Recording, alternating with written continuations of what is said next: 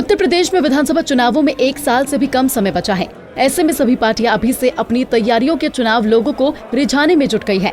वाराणसी में रविदास जयंती पर बड़े नेताओं के आने का दौर शुरू हो गया है। संत रविदास जयंती के मौके पर सबसे पहले केंद्रीय पेट्रोलियम मंत्री धर्मेंद्र प्रधान संत रविदास जन्मस्थली में दर्शन करने पहुंचे और उन्होंने कहा कि मैं पीएम नरेंद्र मोदी का प्रतिनिधि बनकर और उनका संदेश लेकर आशीर्वाद प्राप्त करने आया हूं।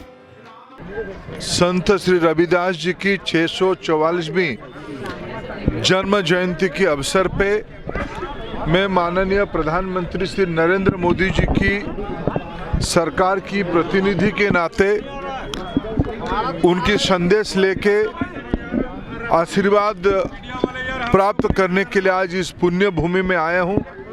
यहाँ अभी मेरा सौभाग्य हुआ पुण्य भूमि को जन्म स्थान को नमन करने के लिए। महाराज निरंजन दास जी का भी दर्शन हुआ, उनकी सानिध्य मिला। प्रधानमंत्री जी की संदेश उन तक मैंने पहुंचाया। उन्होंने भी अपनी आशीर्वाद और अपना संदेश प्रधानमंत्री जी तक पहुंचाई है। मैं इसको माननीय प्रधानमंत्री जी को अवगत कराऊंगा। संत रविदास जी की जीवन भारतीय मूल्य पे आधारित था। सदाचार, प्रेम, समरसता उनकी विचार की मूल कणिका रही है। आज के समय में भी उनकी विचार समाज में शांति, सौहार्द, प्रतिष्ठा करने के लिए आज भी बहुत प्रासंगिक है, आवश्यक है।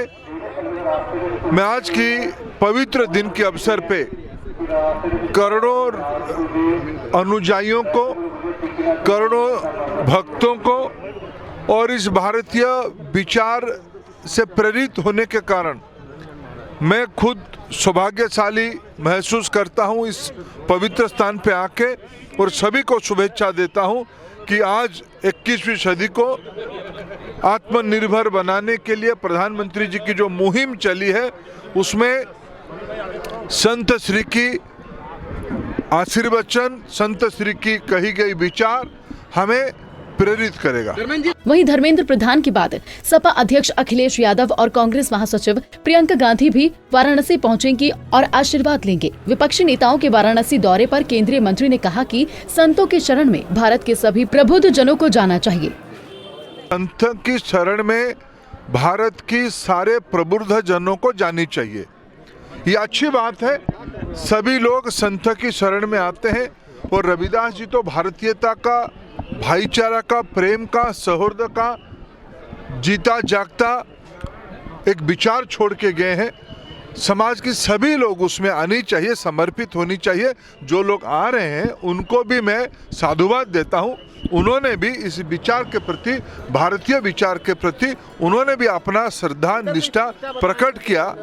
केंद्रीय मंत्री ने हालांकि इस दौरे को राजनीति से इतर बताया, लेकिन चुनाव से पहले एक साथ सभी बड़ी पार्टियों के नेताओं का संत रविदास जन्मस्थली जाना एक सोची समझी रणनीति की ओर इशारा तो कर ही रहा है। पंजाब केसरी टीवी के लिए वाराणसी से विपिन मिश्रा की रिपोर्ट।